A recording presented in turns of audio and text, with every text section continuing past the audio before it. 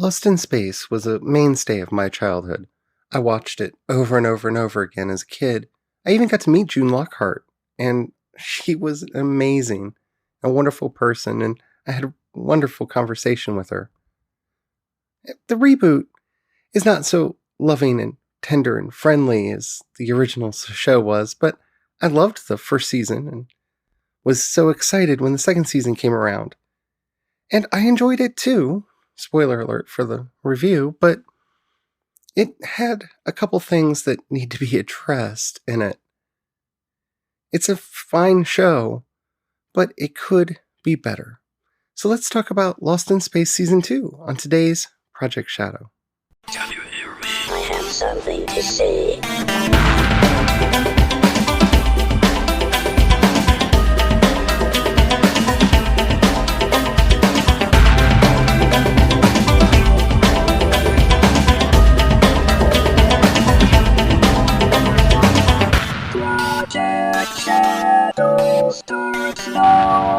Hello everyone, how are you doing today? My name's Charlie. You might know me better as sci-fi fantasy writer C.E. Dorset, especially if you're reading my latest book, Crucify My Love.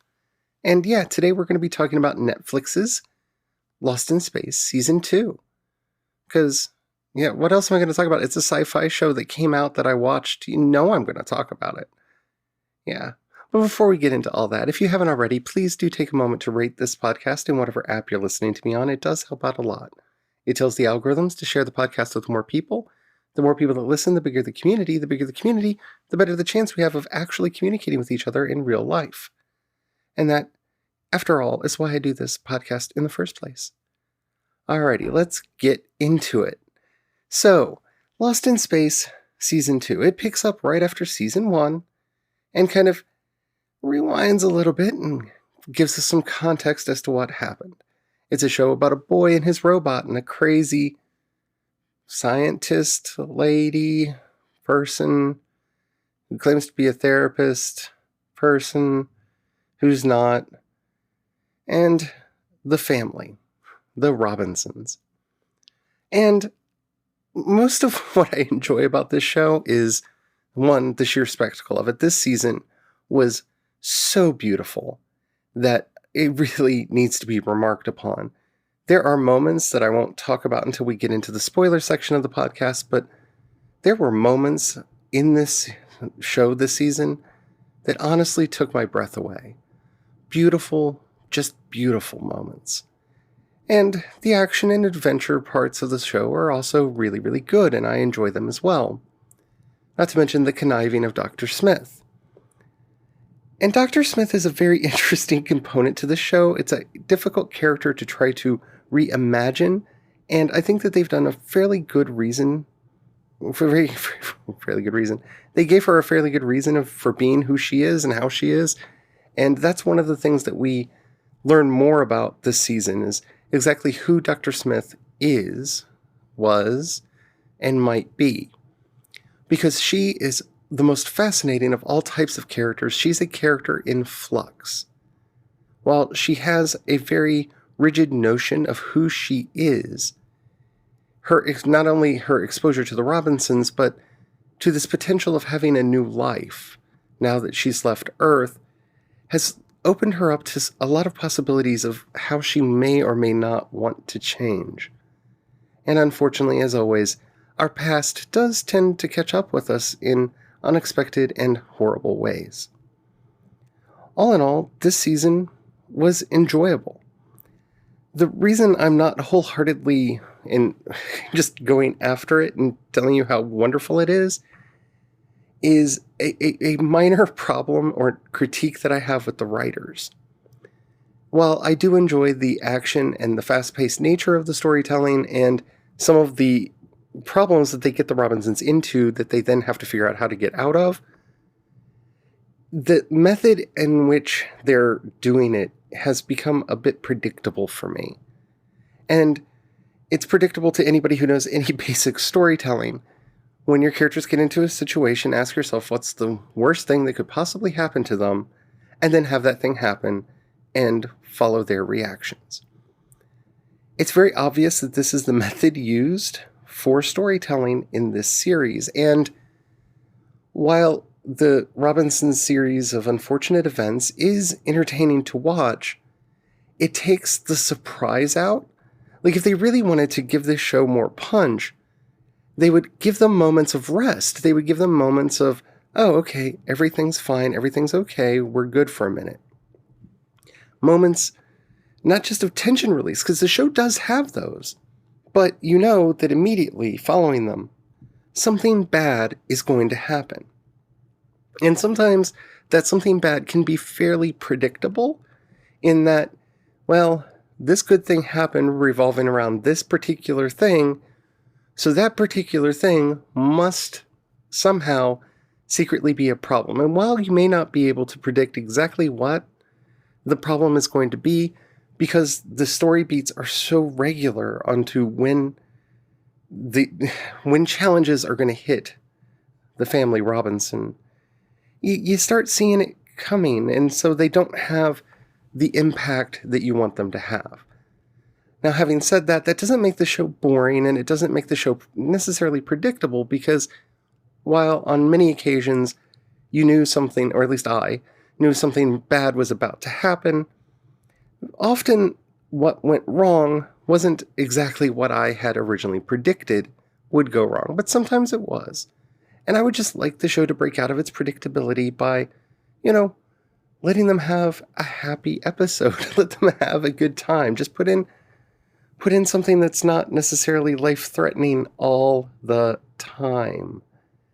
Because if we start letting our guards down, then when those unexpected moments of misfortune happen, they will have so much more of an impact. They will hit us harder, and we will feel them as the gut punch that many of the events in this season should have been, but kind of weren't, because they get into that terrible state of writing where we're all about and then.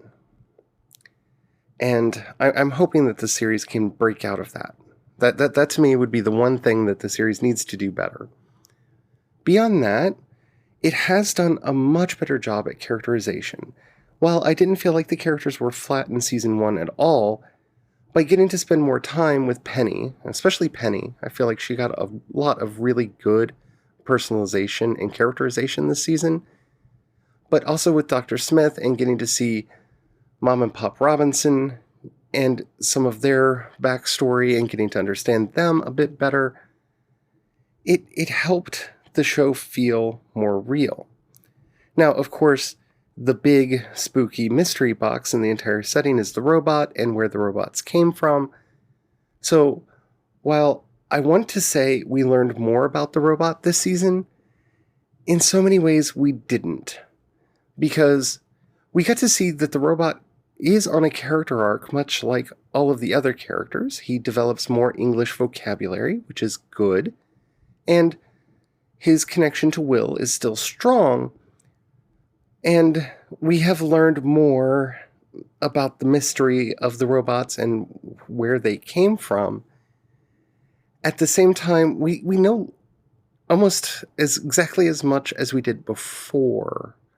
So it was kind of treading water as far as the robots are concerned. Now, the cliffhanger at the end of the season, I think, is beautiful, wonderful, and I love it. And I need a third season, so come on, Netflix, get on that. Let me know that we're going to get a third season, because I really did enjoy this one. And the way you ended it just begs for more. Of all the sci-fi shows that are on television right now, I think this show suffers from the fact that I got to watch it shortly after watching the most recent season. Was it season 4 of The Expanse? Because The Expanse is just the gold star. It is television sci-fi at its best. And I don't know that we've ever had a sci-fi series quite as good and consistently good as The Expanse has been. And that, unfortunately, makes any other show in this even related or tangential genres, because the attempt for realism in The Expanse is far more than the attempts for realism in Lost in Space, though you can see that they're trying to stay consistent with science and stuff, but it's not necessarily a hard science fiction series, though it doesn't have to be. I'm not saying it has to be. But it does have a problem in that they are airing concurrently, and so getting to see The Expanse, anything next to The Expanse is going to pale by comparison. And I just want to put that out there because it's not as good as The Expanse, but then again, my beloved Star Trek has not been as good as The Expanse, and this is the problem that Picard's going to have later this month when it comes out, that I'm inevitably going to be comparing it to The Expanse in my head because it's a similar genre, and The Expanse is so good that it's going to be almost impossible not to compare it. But unfair comparisons aside, as far as sci-fi that's out there, it's good.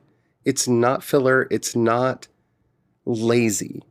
It has a point of view. It has a story that it wants to tell, and it's telling it to the best of its ability.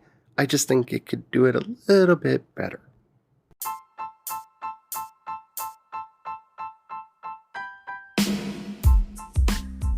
And now it is time for us to enter the spoiler zone.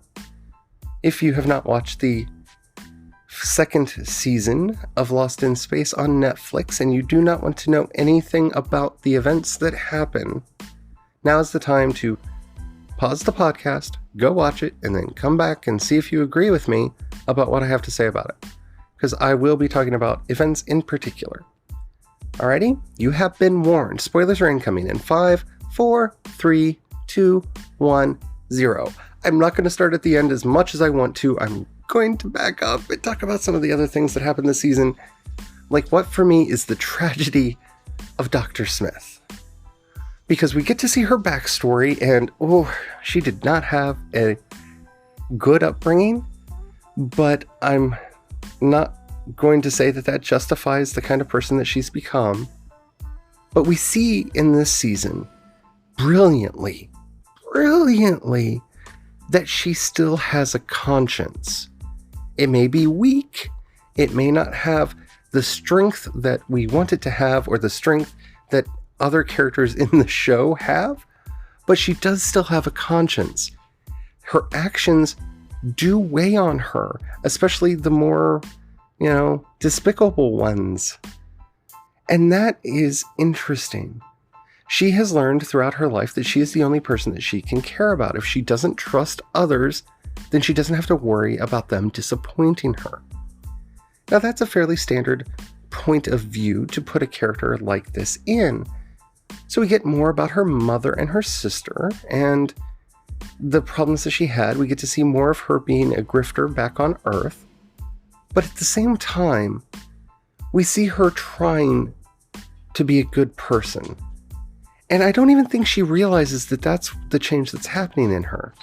She has realized that, like it or not, whether they like it or not, or whether she likes it or not, she is a part of the Robinson family now. They are the only thing she has that's even remotely like a family. And when she reaches out for others, they don't connect with her. And even if it's connection through hostility or suspicion or any of the other emotions that we clearly see the other Robinsons having towards her, she sees that they're the only people that have even tried to make a connection with her. And she wants to find some way to mend that bridge, even when it feels impossible. And that hint that she is on a path possibly to some form of redemption is interesting, especially since it's not a clear-cut path for redemption. We see her relapse in this season and work against the Robinsons, and we see her kind of going through having a moment of self-sacrifice where she doesn't know if she's going to survive, but the kids need to live. And she lets the kids board the ship with the engine at the end. And that is a huge amount of growth for her character, especially from season 1. Remember, season 1, she kills someone and severely injures, and I think she thought she killed another person to steal his identity so that she could steal a Jupiter so that she could escape the robot attack on the ship. And it was all about her. She was entirely selfish. So to see her actually capable of performing a selfless act the way that she does at the end of the season, it's powerful. It's moving. It's magical.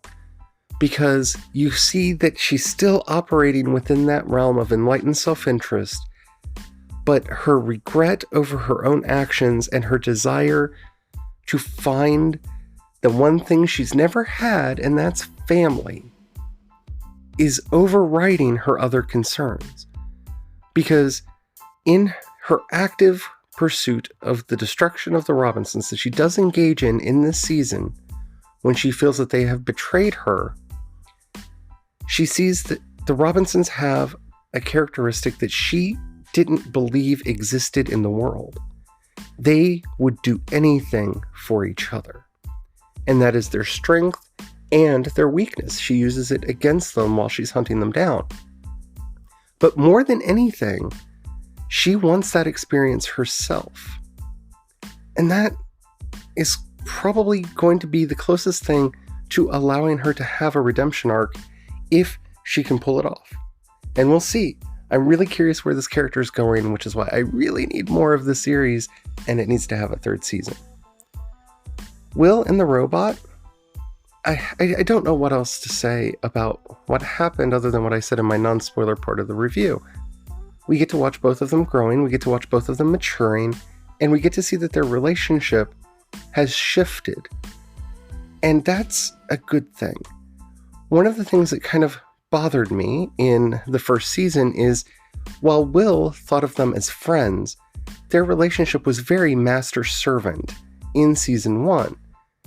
In season 2, they have to, Will especially, has to come to terms with the idea that he has to interact with the robot as an equal. And that is challenging for him to do, because in a lot of ways, he conceptualized of the robot as a pet, less than as a fully fledged person, which is the irony that gets exploited in this season, where he argues quite strongly that the robot has emotions, has feelings, but he also walked him off of a cliff to what he thought was going to be his own certain death in the first season. That's not something that you do to a friend. So, watching their relationship grow, develop, I want to see more about the connection that they have with each other, because I think that's a fascinating element that they've put into the story that hasn't been explored enough. And I definitely want more of that. Much more of that. I don't know what to say about Penny other than I like that she is not defined by her interest in boys. I was so afraid that they were going to kind of make her tomboy Sansa for the series, because I kind of felt that way a little bit in the first season. I like that she still has interest in VJ, but it's not so much whether or not they're going to have a relationship as she's trying to learn how to have relationships with people outside of her own family and learning to trust them. And I really liked watching her character growth and seeing how the relationship that she has with her family is strained because she's not Judy and she's not Will. And that bothers her. The second most powerful moment, I think, in the entire season actually belonged to Judy when she and her mother were stranded on the water planet, and she asks her mother if she even read her book, and Moira lies to her. And you can just see how this defeats her. She's not smart like Will. She's not as motivated and focused as Judy.